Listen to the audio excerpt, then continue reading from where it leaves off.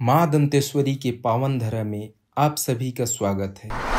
माता दंतेश्वरी का मंदिर बस्तर मुख्यालय दंतेवाड़ा में है। यह मंदिर 52 शक्तिपीठों में से एक है। तो बात करते हैं साथियों, यहाँ तक कैसे पहुँचे।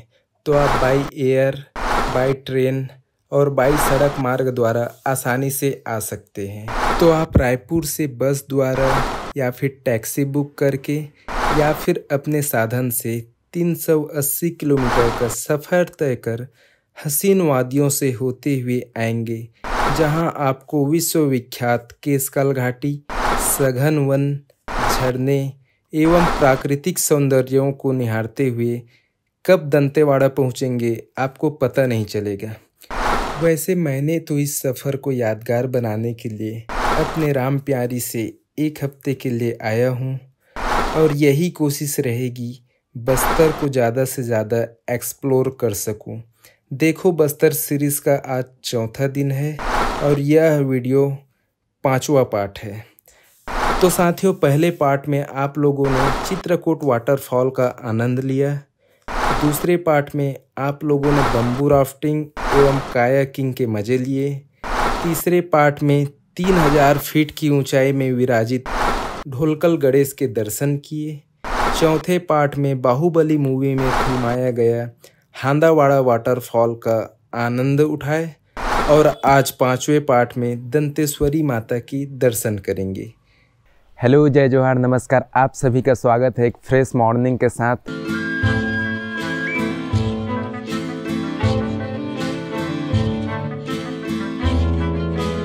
उज्जैन महाकाल मंदिर के तर्ज पर दंतेवाड़ा में भी भव्य कॉरिडोर का निर्माण कार्य चल रहा है, जो कि बनने के बाद अत्यंत मनमोहक लगेगी।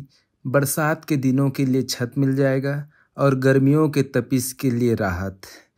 कॉरिडोर के बगल में ही बजरंगबली का लगभग 100 फीट की विशाल प्रतिमा बनाई जा रही है। मंदिर द्वार के सम्मुख आपको माता के श्रृंगार की सामग्री, प्रसाद एवं फूल मालाएं प्राप्त हो जाएंगी। पुरातत्व विभाग द्वारा ये मंदिर के बारे में पूरी जानकारी दी गई है। यहाँ देख सकते हैं,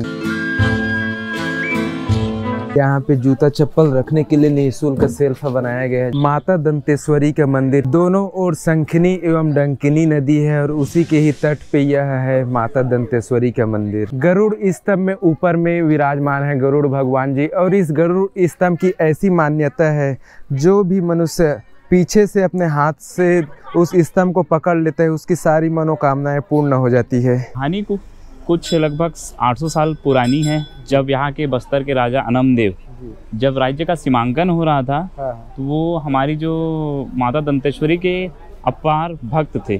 तो जब सीमांकन हो रहा था तो माता दंतेश्वरी ने उनको कहा था कि तुम जहाँ तक जाओगी उस सीमा तुम्हारे वहाँ तक रहेगी और मैं आपके पीछे पीछे चलूँगी करके।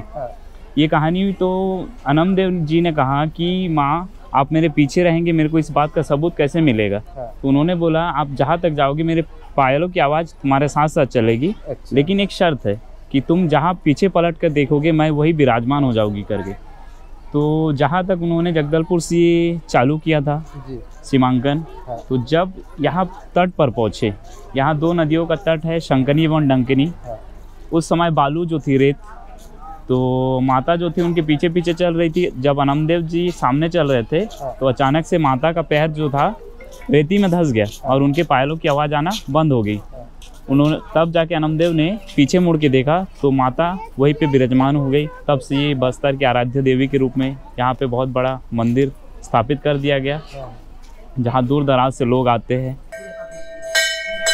दंतेश्वरी माता का यह मंदिर चारों ओर से लकड़ी का ही बना हुआ ही है, आप देख सकते हैं। और यहाँ देखिए ग्रेनाइट पत्थरों से बना गणेश भगवान विराजमान है।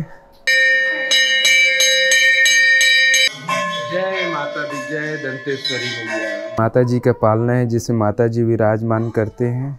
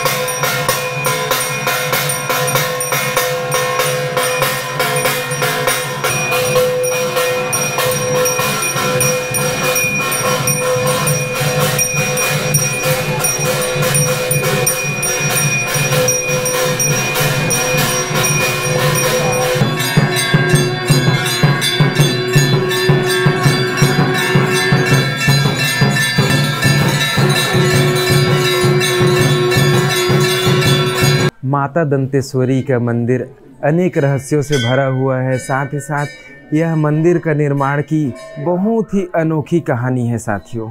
यह मंदिर शक्तिपीठों में आती हैं। जब दक्ष प्रजापति के यहाँ देवी जी सती जब हुई यज्ञ में, तब शिव जी को पता चला तो शिव जी दुखित होकर वहाँ यज्ञशाला में पहुँचे। वहाँ सती का शरीर को कंधे पे उठा के फिर पृथ्वी का परिक्रमा करने लगे। कुछ दिन बीतने के पश्चात सृष्टि की संतुलन बिगड़ने लगी। तब विष्णु जी ने अपने चक्र से सती के शरीर को 52 भागों में विभक्त किए। जहाँ जहाँ जो शिलाखंड गिरा उस नाम से वहाँ शक्तिपीठें हुई। यहाँ देवी जी का, सती जी का दांत गिरा था, डाढ़, तो इसलिए इस देवी का नाम दंतेश्वरी पड़ा। अब ये बस्तर की आराध्य देवी है। बस्तर ही नहीं है, पूरे भारत की समझ लीजिए। यहाँ हर प्रांत से लोग आते हैं, केवल पूर्वोत्तर राज्य छोड़कर।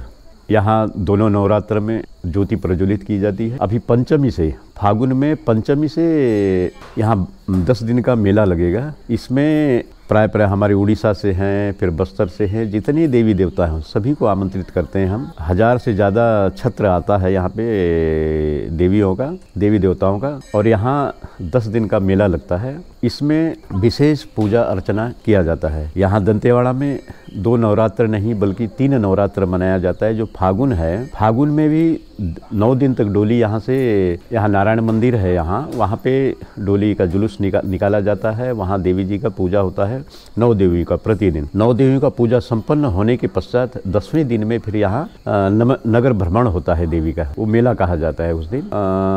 दोनों नवरात्र में तो विशेष पूजा होता ही है। और फागुन के लिए यहाँ पे जितने भी इस क्षेत्र में, अब हमारी जैसे पुरानी बस्तर जो है उड़ीसा के अंदर चले गया, बाकी सब है आपका मलकानगिरी है, बोरीगुमा है, नवरंगपुर है, उमरकोट है, ये रायघर है। ये पूरा क्षेत्र पहले बस्तर के अंदर था। अभी पुनः फिर परिसीमन होने के पश्चात क्या है, उधर बाकी उड़ीसा में चले गया हो। और उस क्षेत्र के लोग भी इन्हीं को ही इष्ट देवी मानते हैं। तो उन लोग साल में फागुन के लिए सभी यहाँ पे आते हैं सभी, और देवी जी का पूजा का सामान पूरा लेकर आते हैं। फिर देवी जी का पूजा पाठ करके फिर उन लोग फिर अपने अपने ग्राम को जाते हैं। और जितनी भी देवी देवता वहाँ पे आते हैं, उनको पूरे 12वें दिन में यहाँ से हम लोग विदाई करते हैं सभी देवी देवताओं को। और उनके पूजा स्वरूप, जैसे किसी वर्ष पूजा की थाली है, घंटी है, गुंडी है, बाल्टी है, ये सभी दिया जाता है।